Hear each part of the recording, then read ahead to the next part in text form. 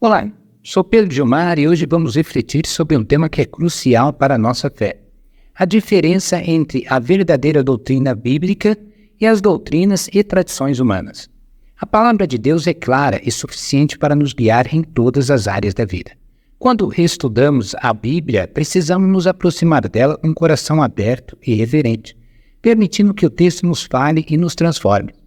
Esse processo de interpretação bíblica, chamado exegese, é a prática de extrair o significado diretamente do texto, movendo-se de dentro para fora, em vez de importarmos nossas próprias ideias sobre ele.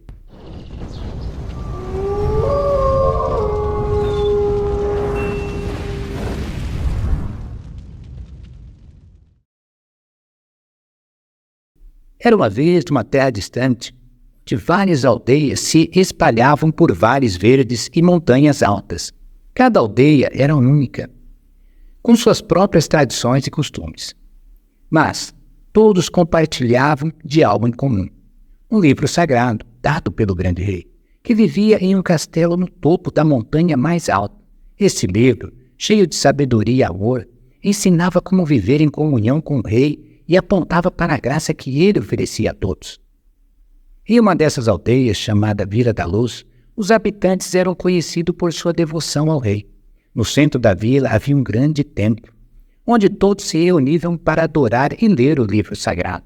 Com o passar do tempo, no entanto, os anciões da Vila da Luz começaram a criar novas práticas e costumes que, segundo eles, tornariam a adoração mais digna do rei. Eles instituíram regras sobre o tipo de roupas que as pessoas deveriam usar, quais músicas poderiam ser cantadas e até a maneira como as pessoas deveriam se comportar dentro do templo. Uma dessas práticas era o uso de um véu especial para as mulheres, que, segundo os anciões, simbolizava a santidade e a pureza. Outra prática envolvia tocar música com instrumentos específicos, acreditando que apenas aqueles sons agradavam ao rei. Essas práticas gradualmente se tornaram o foco principal da adoração na Vila da Luz. A cada novo costume instituído, os habitantes se convenciam de que estavam mais próximos do rei e que suas tradições eram a verdadeira manifestação da graça. Certo dia, uma jovem chamada Lia, que vivia em outra aldeia nas proximidades, decidiu visitar a Vila da Luz. Ela tinha ouvido falar sobre a devoção da vila e queria aprender mais sobre como adorar ao rei de uma maneira mais profunda. Ao chegar, foi recebida com entusiasmo, mas algo chamou a sua atenção de imediato. Ao invés de ser chamada de irmã ou filha, como era comum nas aldeias que seguiam o livro sagrado, Lia foi chamado de testemunha da graça. Esse título parecia exaltado, mas, ao olhar ao redor, Lia percebeu que o termo graça ali era associado não ao rei, mas às práticas e tradições daquela vila. Eles a viam como uma testemunha não da graça do rei, mas das suas próprias regras e rituais. Lia começou a seguir as tradições da Vila da Luz, usando véu, participando das cerimônias e aprendendo as canções específicas. No entanto, apesar de sua dedicação, ela começou a perceber algo estranho. As pessoas ao seu redor falavam mais sobre as práticas e os costumes do que sobre o próprio rei. A graça que o livro sagrado dizia ser um presente do rei parecia agora ser algo que eles acreditavam estar em suas tradições e rituais. Certa vez, durante uma cerimônia, Lia ouviu um dos anciões dizer: aqui, na Vila da Luz, nós testemunhamos a graça através de nossas vestes, nossas músicas e nossa santidade. Aquilo incomodou profundamente.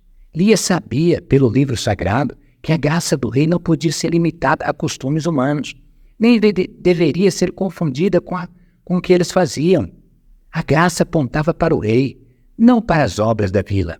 Confusa, Lia decidiu sair para caminhar pelos campos ao redor da vila. Enquanto caminhava, encontrou um homem idoso, sentado à sombra de uma árvore. Ele tinha um semblante sereno e parecia estar profundamente em meditação. Lia se aproximou e, sentindo-se à vontade com a presença, desabafou. Eu vim à Vila da Luz para aprender mais sobre o rei e sua graça. Mas parece que tudo que eles fazem apontam para si mesmo, e não para o rei. Falam de suas tradições como se fossem a própria graça. Eu pensei que a graça vinha do rei, mas agora estou confusa. O homem olhou para Lia com ternura e disse: Minha querida, você está certo em sua preocupação. O rei deu o livro sagrado para que todos pudessem conhecer a sua graça e viver em comunhão com ele. Mas, ao longo do tempo, muitos esqueceram o propósito do livro, e que era apontar para o rei, e não para as obras das aldeias. Quando as pessoas começam a acreditar que suas tradições e práticas são a graça, eles se afastam do verdadeiro sentido que o rei queria. Eles começaram a apontar para si mesmo, em vez de para ele. Lia sentiu seu coração se aquecer com as palavras do idoso. Ela compreendeu que, embora as tradições possam ser belas e até úteis, elas nunca devem substituir a verdade simples e poderosa da graça do rei, que é um presente merecido, dado a todos que o buscam de coração. Lembre-se, Lia, continuou o homem, a verdadeira adoração e o verdadeiro testemunho da graça são aqueles que apontam diretamente para o rei, e não para as obras dos homens. Não permita que as aparências e os costumes ofusquem o brilho da graça que vem do próprio rei. Com isso, Lia decidiu retornar à sua aldeia, levando consigo a lição que havia aprendido. Ela sabia que, para adorar verdadeiramente o rei, deveria sempre lembrar que a graça é algo que flui do coração do rei para o povo, e não algo que pode ser fabricado ou conquistado pelas práticas humanas. Lia voltou a ler o livro com novo entendimento e passou a compartilhar com os outros, e que a verdadeira graça é encontrada na simplicidade do coração que ama e aponta para o rei, e não para si mesmo. Assim, na pequena aldeia de Lia, o povo voltou seus corações para o que realmente importava: conhecer e adorar o rei de todo o coração, sem permitir que as tradições humanas ofuscassem a maravilhosa graça que ele oferecia. Infelizmente, em nossos dias, vemos muitas instituições religiosas distorcendo a palavra de Deus, adicionando normas e regras que não estão na Bíblia. Isso se torna especificamente perigoso quando percebemos que essas adições não têm como objetivo a edificação da igreja, mas sim a competição entre as denominações e a manipulação de seus membros. Com isso, igrejas criam tradições e costumes que, muitas vezes, desviam o foco da verdadeira espiritualidade, gerando confusão e até mesmo hipocrisia. Essa disputa por membros e imposição de normas externas pode se assemelhar ao que aconteceu com os fariseus no templo de Jesus, onde o legalismo tomou o lugar da genuína piedade. A verdadeira doutrina bíblica é aquela que vem diretamente da palavra de Deus, sem acréscimo ou distorções humanas. A Bíblia nos foi dada como uma revelação final e suficiente de Deus, e é nela que devemos buscar nossa fé e prática. Quando adoramos a Deus, devemos adorar de um puro e sincero coração. Por isso, quando abordamos a Bíblia, devemos fazê-lo com desejo de compreender o que Deus está nos dizendo, e não com a intenção de justificar nossas práticas, tradições ou costumes.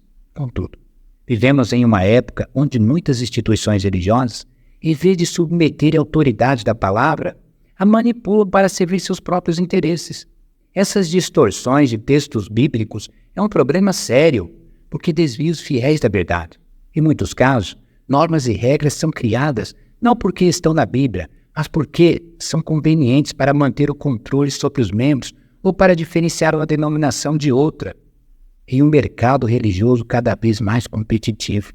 Esse cenário gera um ciclo vicioso, onde as instituições religiosas se tornam mais preocupadas com suas imagens e influências do que com a verdadeira caridade ou com a verdadeira mensagem do Evangelho. Em vez de apontarem para Cristo, essas igrejas acabam apontando para si mesmas, usando doutrinas humanas como ferramentas de manipulação. Isso não é diferente do que faziam os fariseus no tempo de Jesus. Eles colocavam pesados fardos sobre as pessoas, regras e tradições que, em vez de trazer vida, apenas sufocavam a verdadeira fé. Agora, vamos falar sobre uma das formas mais comuns de como essas doutrinas humanas se manifestam, através dos usos e costumes. Em muitas igrejas, temos práticas externas, como o modo de vestir, a forma de se comportar e até mesmo o estilo de adoração, sendo imposta como normas de santidade. O problema é que com isso, muitas vezes essas regras não têm base bíblica, mas são simplesmente tradições humanas que foram elevadas ao status de doutrina. Essa ênfase no exterior pode levar a um legalismo opressor, onde o valor de uma pessoa é medido por sua conformidade com esses costumes, em vez de pela fé em Cristo. Tal como os fariseus, que eram mais preocupados com aparências do que com a verdadeira justiça. As igrejas que se concentram em usos e costumes correm o risco de criar uma cultura de hipocrisia. Jesus chamou os fariseus de sepulcros caiados, porque apesar de aparecerem justos por fora, estavam espiritualmente mortos por dentro. Mateus 23, 27. Quando uma igreja coloca o foco em normas externas em detrimento de transformação interna, ela se afasta da verdadeira doutrina bíblica e cai na armadilha do legalismo. Isso cria um ambiente onde as pessoas começam a julgar umas às outras, onde a espiritualidade é medida pela aparência externa e onde a verdadeira comunhão com Deus é substituída por uma adesão superficial a regras humanas. Esse tipo de legalismo não só distorce a mensagem do Evangelho, mas também causa danos profundos à vida espiritual dos crentes, criando um sentimento de superioridade, em alguns de exclusão. Outra consequência perigosa desse legalismo é que ele pode ser usado como uma ferramenta de manipulação. Em uma sociedade onde as instituições religiosas competem entre si por membros, essas regras e costumes se tornam uma forma de controle e diferenciação. Em vez de se focarem na pregação e na palavra de Deus, estão focados na manipulação. Isso é completamente errado. Precisamos fazer discípulos genuínos. Muitas igrejas adotam normas estritas para criar uma identidade única, que a destaca das outras denominações. Esse comportamento é altamente prejudicial, pois transforma a igreja em um campo de batalha, onde a felicidade é medida pela obediência às regras humanas, não pela devoção sincera em Cristo. Isso não só manipula os membros, mas também desvia o foco do verdadeiro propósito da igreja, que é glorificar a Deus e pregar o Evangelho. As pessoas começam a sentir que a sua salvação depende de sua conformidade a essas regras, o que gera um ciclo de culpa e medo, em vez de liberdade e alegria que Cristo prometeu. A manipulação através dos usos e costumes não é uma tática nova. Ela já estava presente no tempo dos fariseus, que usavam a lei para exercer poder sobre o povo.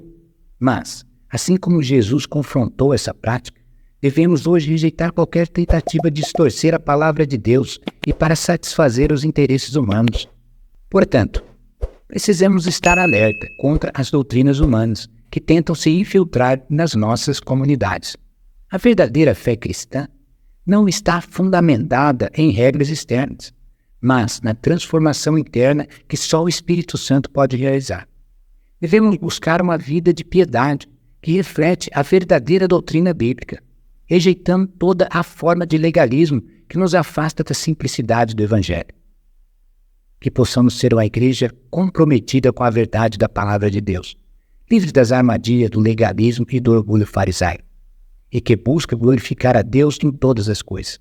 Se este vídeo te abençoou, compartilhe com os outros, inscreva-se no canal Teologia Reflexiva e continue conosco nessa jornada de descoberta e crescimento espiritual.